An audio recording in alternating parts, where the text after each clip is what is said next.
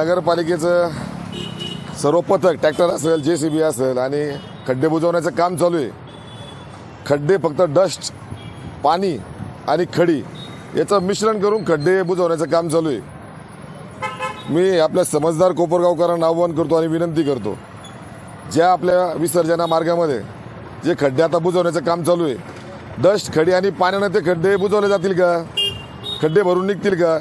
आता पावसाळ्याचे दिवस आहे, सकाळी पाऊस पडला, आता जर पाऊस पडला तर ही खडी आणि डस्ट सगळं वाहून जाणार आहे। खड्डे आहे तसेच राहणार आहेत।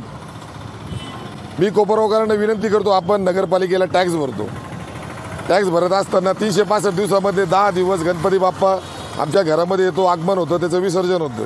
पण त्याच्या विसर्जनाच्या मार्गामध्ये गणपती बाप्पाची हेळसांड होऊ नये, गणपती बाप्पाची विटंबना होऊ नये। जसं सिंधुदुर्गमध्ये छत्रपती शिवरायांचं स्मारक कोसळलं, तिथं विटंबना झाली, त्याच पद्धतीने जर या खड्ड्यामध्ये गाडीचं चाक गेलं, जर गणपती बाप्पाची मूर्ती कोसळली, विटंबना होऊ शकते ना। मी नगरपालिकेचं मनापासून कौतुक करतो। हुशार नगरपालिका, आधुनिक पद्धतीने वागणारी आमची नगरपालिका। 3 शांतता कमिटीच्या बैठक झाल्या, एकाही शांतता कमिटीच्या बैठकमध्ये मुख्याधिकारी साहेब हजर नव्हते। मी माझ्या सप्तर्षीमळा हाती गणपती मंडळाजवळील मोठा खड्डा होता, त्या खड्ड्यावर मी आंदोलन केलं। आपल्याच तुमच्या न्यूज चॅनलच्या माध्यमातून मी त्यांना आव्हान केलं होतं, त्यांनी शेवटपर्यंत तो खड्डा बुजवला नाही। शेवट आम्ही कार्यकर्त्यांनी, आम्ही गणेश भक्तांनी डोक्यावर पाट्या वाहून आम्ही तो खड्डा बुजवला। सदरील प्रकार आम्ही मुख्याधिकाऱ्यांना सांगितलं, तरीही निर्लज्जपणाचा कळस।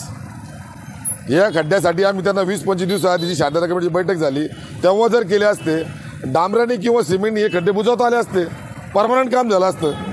आता हे जे काम चालू आहे, आम्ही ठेकेदाराशी बोललो, ठेकेदारांनी मला सविस्तर सांगितलं फोनवर, आमचं काम एवढं, जेवढी नगरपालिका आम्हाला सांगायला मी तेवढंच काम करणार आणि याचं कुठलंही टेंडर नाही आहे। ठेकेदार म्हणे उगाच खड्डे नको हे म्हणून, मी माझं गाव आहे, ठेकेदार आपले प्रॉपर आहेत कोपरगावचे, माझं गाव असल्याने मी हे स्वतःहून करून देतोय। पण मी सुद्धा त्या ठेकेदारांना आव्हान करतोय, आपलं कोपरगाव आहे, पण या ठिकाणी असे जर डस्ट आणि खडी फक्त पाणी अशा पद्धतीने खड्डे जर बुजवत असतील तर हा खड्डा 5 वाजता पाऊस जर झाला, 6 वाजता पाऊस झाला तर पुन्हा खड्डे तसेच होणार आहेत। विसर्जनाला 2-3 दिवस आहे अजून। मी पुन्हा एकदा मुख्याधिकारी आणि कोपरगाव पोलीस स्टेशनचे PI साहेब आपणास विनंती करतो, हे खड्डे प्रॉपर बुजले गेले पाहिजेत। जेव्हा रस्त्याचं काम निघेल, जेव्हा टेंडर होतील तेव्हा होतील, तेव्हा लोकांना आनंद मिळेलच। पण आज विसर्जनाच्या माध्यमातून आमच्या गणेश भक्तांना, प्रेक्षकांना आनंद द्या। 3 वेळा शांतता कमिटीची बैठक झाली। मी त्या दिवशी PI साहेबांना सुद्धा सांगितलं, साहेब रात्री तुम्ही 10 वाजता दुधाच्या, खाण्याच्या, शेंगदाण्याच्या गाड्या, फुटाण्याच्या गाड्या, जे गोरगरीब आमचे व्यापारी त्यांना 10 वाजता तुम्ही पोलिसाची गाडी त्यांनी बंद करायला लावतात आणि दारूचे धंदे 12-1 वाजेपर्यंत दारूचे हॉटेल चालू आहेत, तिथून आपल्या पोलिसाच्या गाड्या जातात, पार्सल तुम्ही पाण्याच्या बाटल्या घेतात, खाण्यासाठी काही वस्तू घेतात, दिवसा तुम्ही लाच घेतात, रात्रीला तुम्ही लाच घेतात आणि तुम्ही आमच्या गोरगरीब बिचारायला हातगाड्या बंद करायला लावतात रात्री।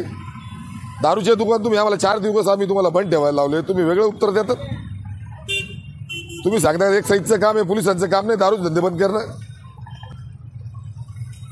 4 दिवस विसर्जनाच्या दिवशी दारूचे धंदे बंद ठेवा, हॉटेल बंद ठेवा। हे तरुण मुलं काही जे आहेत कोपरगाव शहरात जे हिटलिस्ट आहेत त्यांना पहिले अटक करा, त्यांना 4 दिवस डांबून ठेवा। मिरवणुका चांगल्या असतात, आज जे मंडळ आहेत आमचे त्यांच्यामध्ये वाद होत नाहीत, पण हे लोक जे नशा पाणी करून येतात, दारू पिऊन येतात, यांच्यामुळे वाद होतात। त्यावेळेस ती मॉब सायकोलॉजी असते। मिरवणुकीच्या दिवशी प्रत्येकाच्या अंगामध्ये गणपती आलेला असतो, ताकद आलेली असते।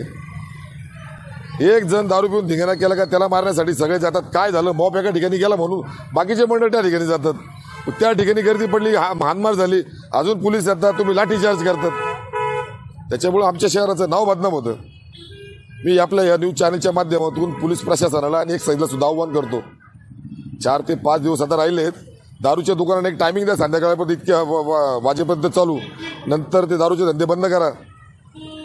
आणि खड्डे बुजवताना सुद्धा नगरपालिकेचे मुख्य अधिकारी जरा आपल्याला लाज असू द्या, कशा पद्धतीने आपण खड्डे बुजवतायत। याच्यामध्ये भ्रष्टाचार होणारच आहे, त्याचा सुद्धा मी या ठिकाणी निषेध करतो।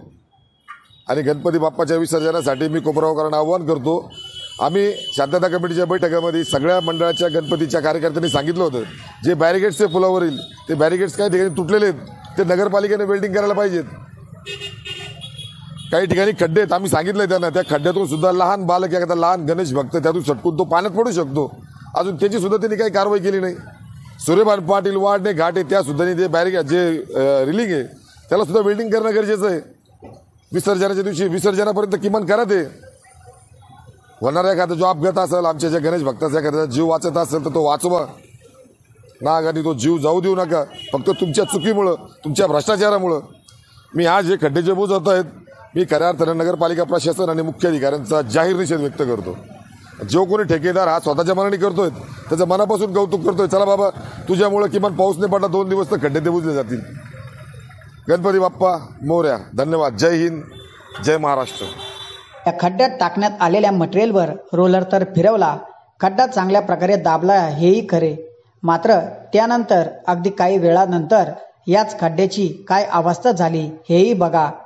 हीच अवस्था खंदकनाला मार्गावरील रस्त्यावर देखील झाली आहे.